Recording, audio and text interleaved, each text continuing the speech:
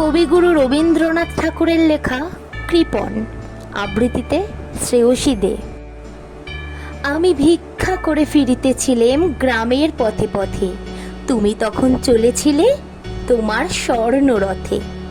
অপূর্ব এক স্বপ্ন সম লাগতেছিল চক্ষে মম। কি বিচিত্র শোভা তোমার, কি বিচিত্র সাজ।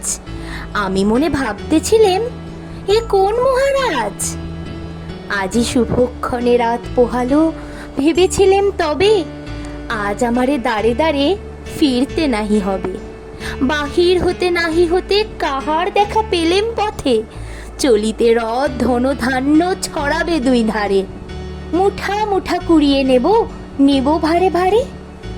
দেখি সহসা রথ থেমে গেল আমার কাছে এসে। আমার মুখ পানে চেয়ে নামলে তুমি হেসে। দেখে মুখের প্রসন্নতা জুড়িয়ে গেল সকল ব্যথা।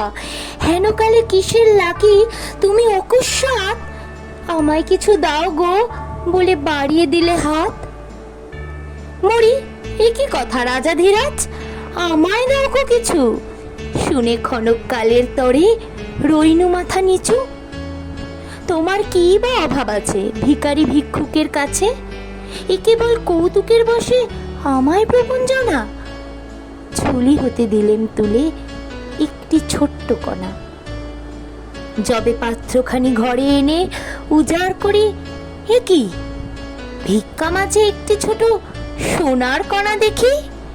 দিলেম যা রাজ ভিখারি রে স্বর্ণ হয়ে এলো ফিরে। তখন কাঁদি চোখের জলে দুটি নয়ন ভরে। তোমায় কেন দিইনি আমার সকল শূন্য করে।